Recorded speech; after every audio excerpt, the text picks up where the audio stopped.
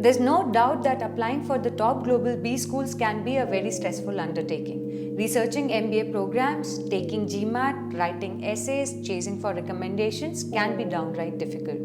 Piyush Pratik, my guest for today, could not get through any of the global B schools last year, but that feeling could not hold him back from trying again. So he came back with a bang and cracked not just one, but four of the topmost prestigious universities in the world, starting from Harvard, Wharton, Stanford, and Kellogg.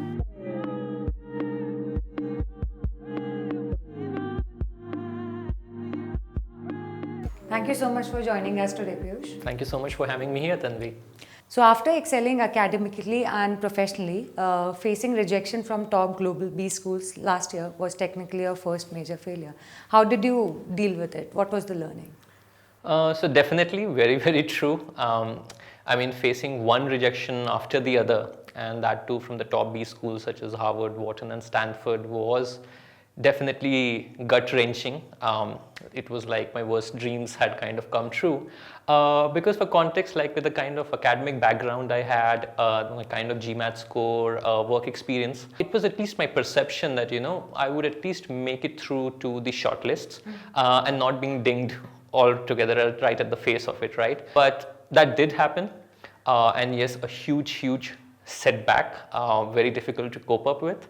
And if I look back as to what would have gone wrong, right, I think somewhere, exactly because of my background thing, I think somewhere maybe I had gotten a bit complacent, I don't know, but that's what I would put my finger on.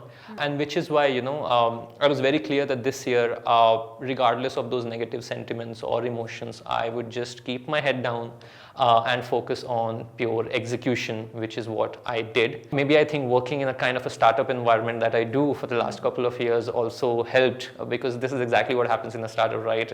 Not every time do you get a product market fit, but you don't hear what others are saying and you just focus on proving execution. Looking back, I think that's what I did this year. I made sure I gave it sufficient time to go through where I could have gone wrong, like do the pure due diligence, and then focus on those selective areas so as to make any area of improvement prove true. Okay. What about your GMAT score? What was that like last year? So I had a pretty healthy GMAT. In my first attempt, I had a 760. Which is why I did not feel the need to write my Gmat again. But having said that, all other areas of the application were something that I kind of really worked through to improve. So I'm sure you must have reevaluated everything. So what exactly went wrong? Maybe a few pointers if you like to talk. Sure, lots of stuff to share because I did spend a lot of time thinking through what could have gone wrong. I think largely if I were to summarize it in one headline, I would say definitely a lack of preparation on my part, and I would detail it out as to what I mean by it, right? I think firstly, just a sheer lack of research about the schools, about the whole process of applying to global B schools in general. I did reach out to a few friends that I had in these B schools and I did get those fundas, but there's definitely a lot more I could have done so as to familiarize myself with the whole process. Many a time through the process, I came to discover some new things, and again, always I went like, I wish I had known this earlier. So that definitely was something I worked upon this year. Secondly, I think there was also a definite lack of strategy from my part.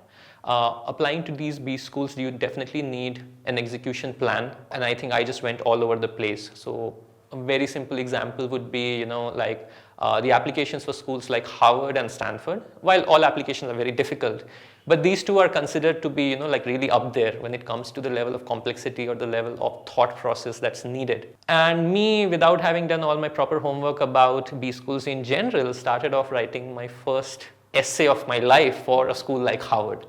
A ding wasn't really that unexpected now if I look back at it, right? So I wish I had applied to a school like Harvard or Stanford later, after having gone through the process for a couple of other schools for whom the essays and all were relatively simpler, so as to build it up to that point and not really start off with the one having the highest stake.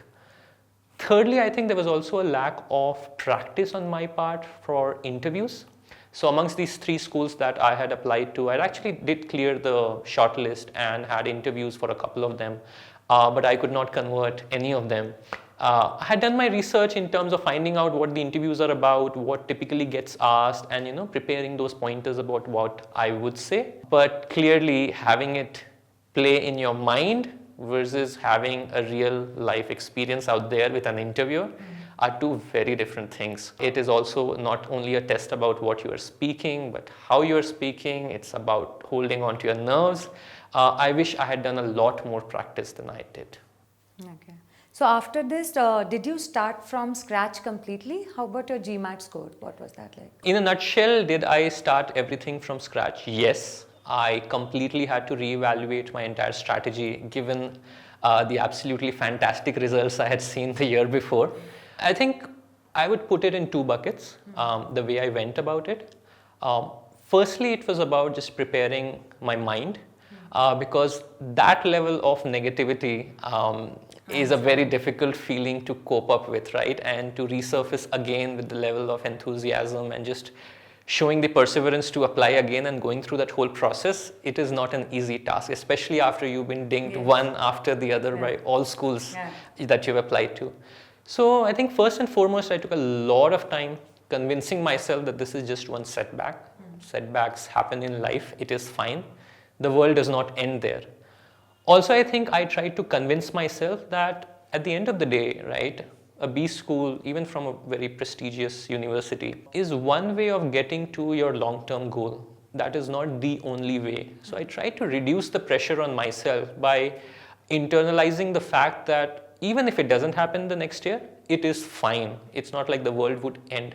Definitely that reduced a lot of pressure internally, and I think I then went into my entire reapplications with being a lot more calmer and relaxed. Of course, I was still tense about it, but there's only so much time to worry about the entire application versus being undivided between the application as well as worrying about, oh my God, it didn't happen last year, now what am I going to do about it? So that was definitely a huge part of it. Once I had that, I think I went about formalizing a plan of action. What are the areas that I need to relook at? So coming to your original question about the Gmat, which is typically the first step, I had a very healthy score of 760 in my first attempt itself, which is why I did not feel the need to rewrite it. But everything except the Gmat, be it how I prepared my CV or how I went about my essays, letters of recommendation, interviews, everything I had to kind of relook at and identify the gaps where I felt I could have done a lot more better.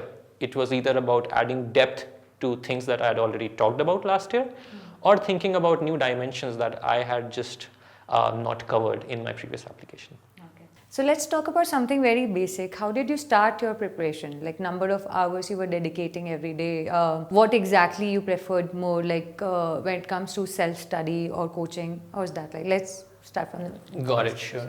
So when it comes to applying for these global B schools, the first part of the process always is taking your Gmat, irrespective of the school that you're applying to. You want to get it out of the way as soon as possible.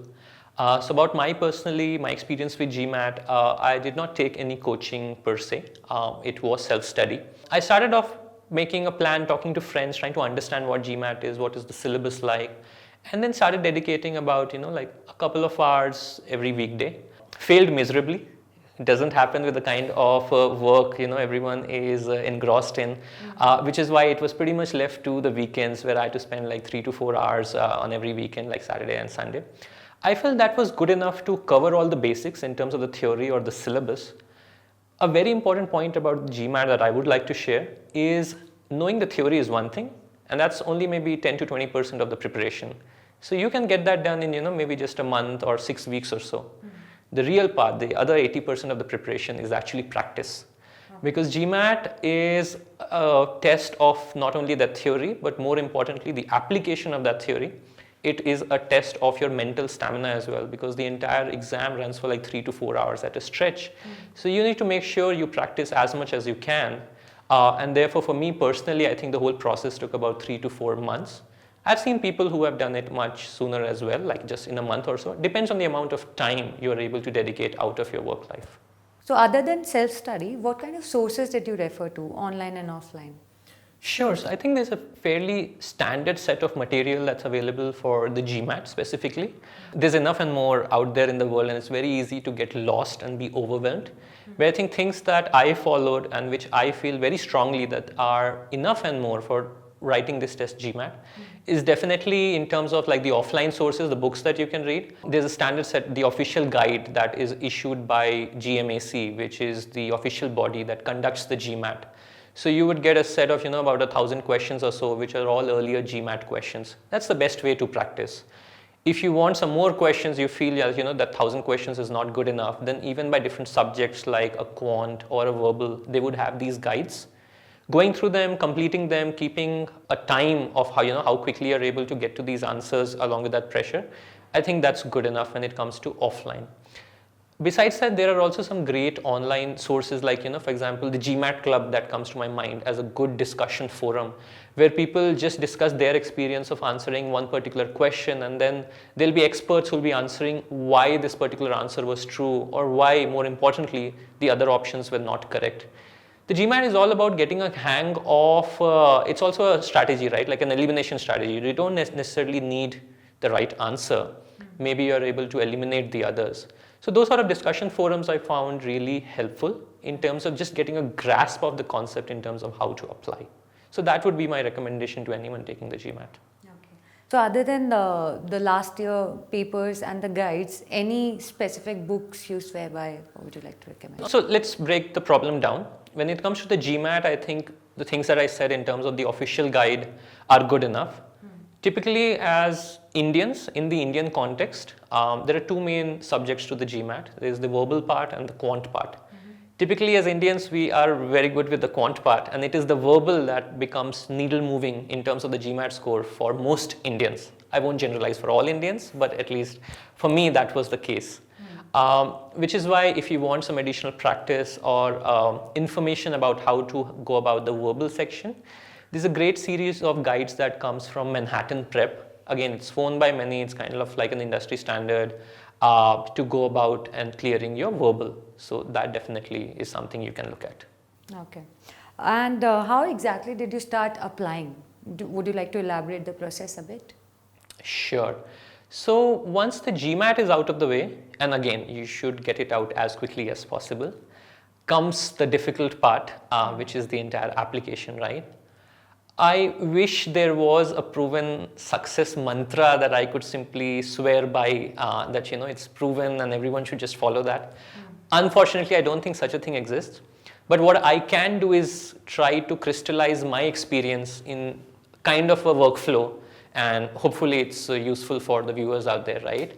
So first, I think before getting into the actual application process, I think the first step that I took was a lot of research. Research about the schools, the programs, talking to students, talking to alumni, getting to understand their application process. What is it they're looking for? When friends applied, how had they approached their essays? What are the kind of stories they had shared? And for someone, let's say, if you don't have a lot of friends in these B schools, there are also some great published material. For example, the Harvard Business School actually releases a set of like hundreds of essays that made it through to Harvard. It's issued by the Hbs, which is the official publication house, student run by Hbs. The idea is not to read those essays and copy paste the same content. And trust me, if you do that, they'll know it and you will be dinged before you know it. But the whole idea is to just understand how deep people go in terms of that introspection, the kind of experiences they share.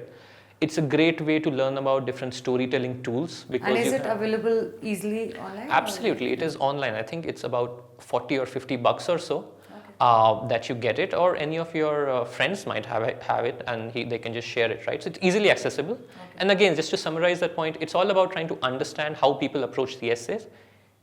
If nothing at all, it at least becomes the benchmark that you aspire to get to, avoiding the complication where, sometimes you might get complacent with your own output. And that's where you compare and see, this is the level I need to get to because these are the people who have made it, right? Post your research, I think the second step is a lot about introspection. And this is a huge, huge point. I think 80% of the application process is soul searching. You have to list down all the life experiences you've had, no matter whether you feel it's big or small. They will start making sense later down the line. Just jot down everything, jot down your entire life story and try to see if you're able to see some pattern there. The whole idea behind an application is for them to understand who you are and how you have come to be that person. You have to pick the stories that you feel are impactful. You have to pick the stories which you feel project you in the best way, try to summarize you in a headline, and that will give you the content to go after and write in your applications. Okay. Preparing the statement of purpose is considered to be the trickiest of all. Every global B school has their own set of expectations. How did you deal with this? So Tanvi, yeah, that's very true. Every school is looking for that special unique thing in terms of determining the fit, and in fact that's a huge misconception that many have, including myself at the time, that you can kind of repurpose the essay or the statement of purpose for one school onto other schools. You should not definitely do that. Also, there's a larger point here, is that as applicants we always tend to look at each piece of the process very discreetly. So it will be in discrete buckets, like there's a CV, there's a letter of recommendation, there's the application question, and then there's the essay and everything. For someone who's reviewing your application, like that's an admission committee member, they'll look at it more holistically. So if there's one advice that I would give to applicants, it would be to treat your application as such, which is it's one holistic piece. And at the end of the day, if you were to ask me how to go about addressing the whole application and not necessarily just the statement of purpose, it would be after that you are done with your application, take a step back and maybe just answer yourself these 3 questions, right? The first is, by reading the entire application, is the reader getting a good sense of who you are today and how you came to be that person? What are your values? What are the experiences that made you? Is the reader getting a clear idea of that? That would be litmus test 1. The second would be, through your application, have you given the reader a very coherent picture of who you want to be? What is your aspirational self? What is your future self? That needs to be very clear as well. It comes through clarity in thought towards your goals and whatnot. And then the third piece of the puzzle, which is what many people swear by is the key to B school application, is connecting the dots between the 2 stages. Basically addressing the question as to how this particular school, this MBA, will help you move from what you are today to what you want to be in the future. If these 3 questions are getting answered and there is a very logical and strong argument being presented through your application, you are good. But I found this structure to be really helpful, because once you go through the application and ask yourself these 3 questions, it becomes very clear. You will feel that maybe something's not right, something's not adding up in terms of answering these 3 questions, and that is the red alert. That's the area you need to work through. If you yourself are too close to your application and therefore not able to have that objective view, take the advice of people you trust, be it your friends, other students, alumni, to give you that third-party perspective on your application. If that is difficult as well, I would suggest go for even an admissions consultant, because that is the value that they bringing in their outside-in perspective on your application. Many a time you are too close to your own application, you feel like everything's right. You need someone to give you the honest truth, and trust me, you will thank them later. But that is the way, at least I approached my statement of purpose, thinking about the entire application as one holistic piece. Okay. Now, as you mentioned that every B school has their own set of expectations. So what exactly is the background research here to find out what they are looking for? So a couple of very intuitive ones and then maybe a few non-intuitive ones. Intuitive ones would cover going to the school's website, really reading about their program, their courses, and typically at least these top B schools will call it out very clearly, like the pillars behind what they believe in, what are they looking for. I think Stanford even calls out very clearly the 3 areas which they actually evaluate. Okay. So getting access to that information is not that difficult. Of course, you would also talk to friends, current students, alumni to get a feel of that. Where it gets a bit tricky is those dimensions are so subjective that you tend to get lost, right? And more often than not, 2 schools, the words that they'll use as to what they're looking for will not necessarily match, right? Okay. So it's very easy to get lost as to each school is looking for something so different. How do I go about it? If I have to apply to 5 schools, am I looking for 15 distinct qualities that I have to present in myself? I'm a single human being, not possible. The way to distill down that information is at the end of the day. Yes, every school has that one thing which is sacrosanct to them. For example, with Harvard, it is about leadership. With Stanford, it is about intellectual curiosity. And with Wharton, it is about teamwork and collaboration. That is established. But what is not so obvious is that all the other criteria they're talking about are more or less reusable. And if I were to summarize for anyone for applying to any top B school, it all boils down to one, demonstrating a habit of leadership. That is paramount across schools. Yes, Harvard puts a lot more stress on it. Doesn't mean other B schools are not looking for leadership. Through your application, you have to show the fact that I have displayed signs of being a leader and how I have done it, right? There are so many different flavors to leadership. You need to understand that. I think secondly, what they're looking for, what I feel, is around the whole aspect of your academics, extracurriculars, basically involvement in community outside of your academic sphere, so be it at work, some extracurricular activities and whatnot, because they add a different dimension to your personality altogether. So you have to absolutely be sure about that. And I think the third thing that B schools are looking for, and again, this is my own perspective, basis the feedback I got from my interviewers after my interviews were done, is that one key criteria they were looking for is clarity of thought around how you would even use this MBA. Do you know what you want to do? In fact, my Harvard interviewer after my interview told me that, we asked this question and at times it feels so redundant because many a time you don't have the clarity. And we understand that after you go for an MBA, your goals might completely change. So one might ask the question, why do you even ask this question? But it is very important for us to know that at this point of time, you have clarity of thought. Yes, down the years, 2 years down the line, that might change. But I'd rather select you who has some clarity of thought about how you're going to use that MBA versus someone who just doesn't know what to do with this MBA and there's only so many seats out there. It's a sign of who deserves it more.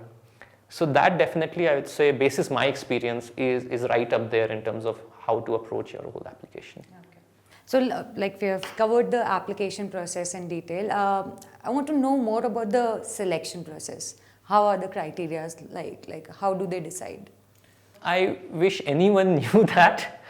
Yes, everyone has a sense of it, but exactly what are the criteria, what are the dimensions they're looking for, I don't think anyone knows besides the admissions committee themselves. But having said that, there are definitely some key proven pieces that you should try to excel as much as possible. Besides the usual suspects like your academics and extracurriculars, right? It all comes down to clarity of thought around your goals. I know many people get dinged. I was one of them, I feel, last year because I was not able to express very clearly what my goals were and how an MBA would help me get there. So that definitely is one. A big part of the evaluation is also around the interview. If you are lucky enough to make it to the next round, don't be complacent. There is very stiff competition out there. It's not only about the content that you say, but how you're presenting yourself. Are you being coherent in your thoughts? These are all things that people are looking for, because if you're going for an MBA from such a top B school, you're expected to be a big leader someday, right? Leading teams, leading organizations, doing something. At that position of responsibility, they're looking for someone who can hold his nerves and knows what he's talking about versus just rambling all over the place. So I've seen a lot of WhatsApp forward messages we get. Okay, so this question was asked here at this interview and IIS or maybe at the Harvard or whatever. So would you like to talk about that one question which actually caught you off guard? Sure. So this was with the interviews of one of these schools. If I recall, it was either Harvard or Stanford. I can't remember which one was it. But yeah, towards the end of the interview, right, when your guard is down, your interview is done, you've kind of shaken hands with everyone and you're like, yes, it's done, finally, I can be myself again. Yeah. Subtly comes a question, what other schools have you applied to? And what happens if you get through one of them? Would you still join us? Okay. Now, it's not so uncommon a question, but typically when you are through that interview for that 1 hour, you are in a different state of mind and you can handle these questions. I don't know whether they do it on purpose because to really see how you handle these situations, because to be fair, maybe it's an unfair question, maybe it's not. It is unfair if you want it to be, so you can address it in a very diplomatic way, I don't know, or maybe that gives off a sense that you're lying or something. With me, I just wasn't prepared for this question, so I just went ahead and told them the truth. So I did say that yes, I have applied to other schools. I have been shortlisted and I am interviewing with other schools. But something in my mind told me that still I should end with the fact that if this school converts, absolutely I'm sold on this school and I'm going to join you guys. But yes, that was a tense moment where you don't know what to do, and you don't have a minute to answer or think through this, right? They'll know whether you're lying or you're not lying. I just went in with my gut feeling and I think it worked. So yeah. Okay. So what excites you the most about pursuing MBA from a top global B school? So I think the thing I'm really looking forward is just being in the company of people from such diverse backgrounds from all over the world, coming with their own inspiring versions of their life stories and their aspirations. I think that's a great place to be in. I'm a big believer of learning from others, because as a person I bring a certain viewpoint, a certain perspective, but that is limited. To be at the melting pot of diverse cultures, backgrounds, aspirations, goals, skill sets, I think that's a great way to expand my own thinking, my own personal growth, and that to me is the biggest USP of a global B school. Yes, of course, there are these resources and classroom learning and whatnot, but basis experience, I think, these top B schools also do not shy away from emphasizing the fact that one of the key USPs for them is this whole culture fusion that goes on, and that is something I'm really looking forward to. So since every B school has its own set of pros and cons and the USPs, and you have the luxury to pick one from either Harvard, Stanford, Wharton or Kellogg, which one have you decided to go ahead with and why? So, yes, extremely fortunate to have cracked all four of these schools. Never thought that would happen, especially given the context of last year and everything. But to answer your question, it's by far the toughest decision I am having to decide through. I'm still not 100% clear in terms of what I'm going to go after. From the two, yes, I have a preference order in terms of Harvard or Stanford. So I've kind of already said no to Wharton and Kellogg. But even saying that was very, very difficult. I remember just staring at the screen for about an hour before I hit no, I won't be able to join. And to make it more torturous, once you hit submit, actually a pop-up comes up that says, are you sure? Oh, okay. So that's like double the agony, but somehow I managed to get through Kellogg and Wharton.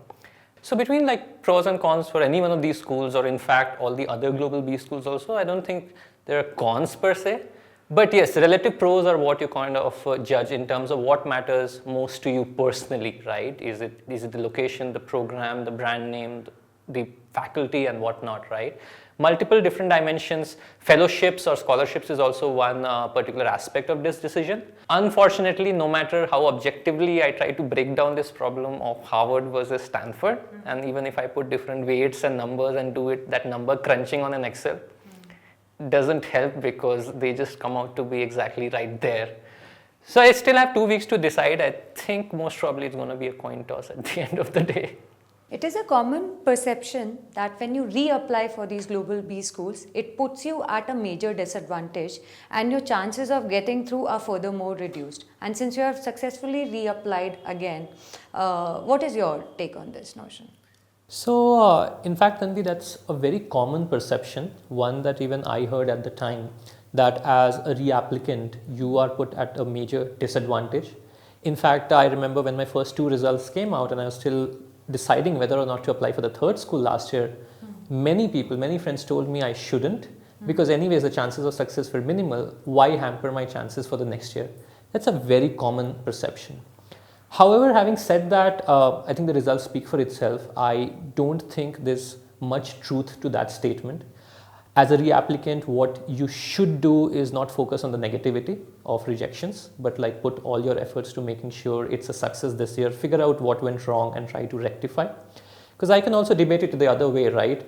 If you go on these schools' websites, right, many of them very clearly call out that they encourage reapplicants. Okay. Also, when you're reapplying, it is also a sign of continued interest in the school, right? Because for 2 years at a stretch, you're applying. So it can be played both ways. Having said that, yes, a word of caution. As a reapplicant, you do have the added burden, the responsibility to answer one glaring question that every admissions committee is looking for in a reapplicant. That is, between last year and this year, what has changed and why you are now a much better candidate than what you were last year when they had already evaluated you and decided not to go ahead with you. As long as you do justice to that question somewhere in your application, you should be good. That would be my word of advice. Do they scrutinize the things more minutely when you reapply? Again, no one would know besides the admissions committee, but I never felt that I was being asked more tougher questions, or I had to undergo a lot more scrutinization as being a reapplicant. Yes, as to my previous response, I had addressed that question very specifically. In fact, a few schools like Wharton ask for a separate reapplication essay altogether, asking what has changed. Harvard, Stanford do not, but that doesn't mean that in your Harvard and Stanford application, you should not address that point. Okay. Even if you don't do that in the interview, I can guarantee that the interviewer is going to look for that answer as to what has changed. You have to demonstrate that. So it's neutral. So reapplication also won't make a difference, and even if you apply like 5 times in a row, so that also won't be an advantage. Okay, so that person has been trying since 5 years, so I'll give it some advantage there. I don't think anyone would do that for 5 years, because I think beyond a point you got to take the hint. Plus, again, as I said, right, an MBA is a way to advance towards your goals. You can't make your goal, your life goal, as to doing an MBA. There are other ways of getting the stuff done, right? But definitely between 1 attempt or 2 attempts, if I'm not wrong, at least I think for Harvard, at least 10% of the class every year is actually reapplicant. That's a huge, like in a class of 900 plus, that's about 100 students. Okay. That is a good enough signal to all reapplicants out there that just don't be disheartened. Yes, things could have gone better. Everyone hopes they get it through the first time. But if it didn't work out for you that way, just don't lose heart. Make sure you focus on execution and get it done right. Okay. Would you like to talk about a few mistakes made by the aspirants during their preparation process and everything, and how to avoid it? Sure, definitely. I think having committed numerous of them, I can create a video on this, maybe like what not to do yeah. when applying for B schools. Yeah, absolutely. Maybe the next one will do that. But yeah, coming back to the point, definitely top 3-4 reasons that come to my mind. Some of them I committed, some of them I see others committing. First and foremost would be the timeline of your Gmat. Many people, including myself, just procrastinated this test for such a long time, not leaving enough time to do justice to each one of these B school applications, right? Each school deserves at least 2 weeks, 3 weeks, just sole dedication on that school to get through the entire application. And so in a way you can kind of, how do you avoid them? Maybe look at the schools you want to apply in which round, and then just back calculate that 3 weeks, 4 weeks time frame and see a proper deadline by which you want to get your Gmat done with. Don't drag it. That would be point number 1. I think the second mistake that I see, which is quite common, is also a lack of clarity around the goals. It doesn't mean that you are not clear internally, maybe you aren't, but even if you are, you have to make sure you do not leave anything open to interpretation in your application. Okay. This is especially true when you are trying to change industries or it's not very obvious. So the whole point that I talked earlier about connecting the dots for the admissions committee member, make sure you do that. In fact, one of the reasons I think why I might have gotten dinged from HBS last year would have been around goals.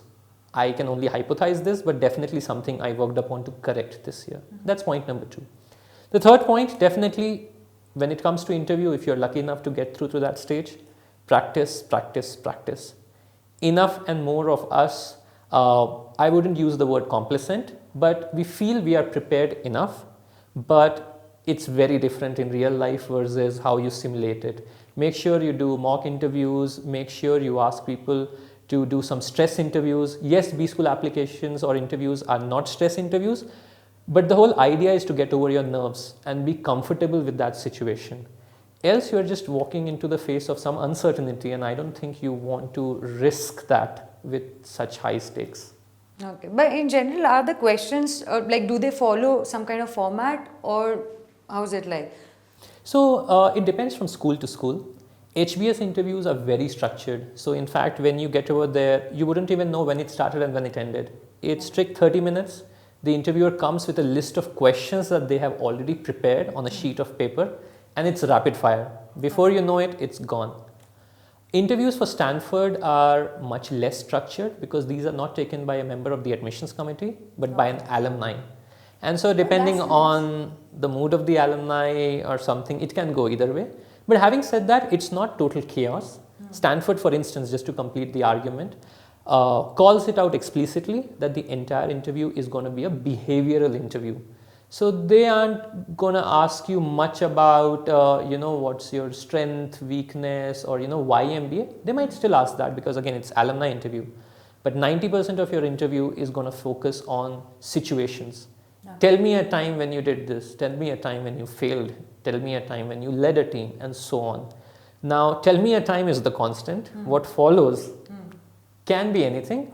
But having said that, there's a way to prepare for behavioral interviews, which I think everyone should do before walking into these sort of interviews, especially Stanford. Okay. Let's talk about 3 quick tips for the students who aspire to be a part of the global B schools. Sure, lots and lots of them.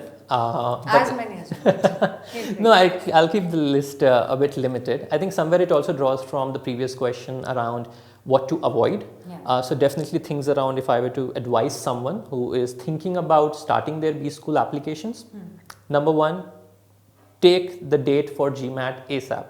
It doesn't matter if you're still not prepared, you have to have that forcing function and get it done out of the way as soon as possible. That's tip number 1. Tip number 2, basis experience, would be to reach out to as many people as you can, trying to understand what the process is about. Share the drafts of your application, your CV, your essays with everyone. The idea here is to get a diverse set of perspectives because, again, you get too attached to the version you have. You want as many neutral pairs of eyes so as to inculcate that feedback. A word of caution, showing it to many people can also get overwhelming at times because everyone will say different things. Yeah. But at the end of the day, you should do what you really believe in. So even if there are 10 different points of view, go with what you strictly believe in, but still don't compromise those 10 different viewpoints, because it so happened with me many a time when someone would just through a conversation give me inspiration for an idea or an angle that I had never thought about. And if I had not had that conversation, maybe I would not have been able to think about it that way. So it's definitely worth it. Don't blindly follow any advice anyone gives you. Follow your heart that way. So that would be 2. And the third thing, partly covered, interview, practice, practice, practice. You have cleared the more difficult stage of crossing from your application to being shortlisted. Yeah. Typical acceptance rates from interview to conversion are around 40-50%, much higher than the final acceptance rates of less than 10%. Like Stanford has 6%, okay. Harvard has 10%. So it's crazy. Don't jeopardize the last opportunity you get. Make it a show that you want to run with. Practice. It's not rocket science. I think from all this interview and this conversation, it might feel like there's so much stress, so much to do. Yes, there is. But I think at the end of the day, if there's one advice that I would give everyone, just plan it out, be a bit more organized about what you want to achieve, and it's fine. Take it in bits and pieces. It's not that overwhelming. It's doable. It's human. Okay. Thank you so much for joining us today, Piyush, and congratulations once again. And I wish to speak to you once again. Actually, back from Harvard or Wharton, whatever you pick. Or Stanford. I would love to, or Stanford. But let's not miss on Kellogg as well. So whatever it is, I would love to interview once again. It's your bank. Sure. And back from Absolutely. there. Thank you so much, Tanvi. And thank you so much for having me here. Glad to be sharing my perspective, and I hope the viewers find this useful. Thank you.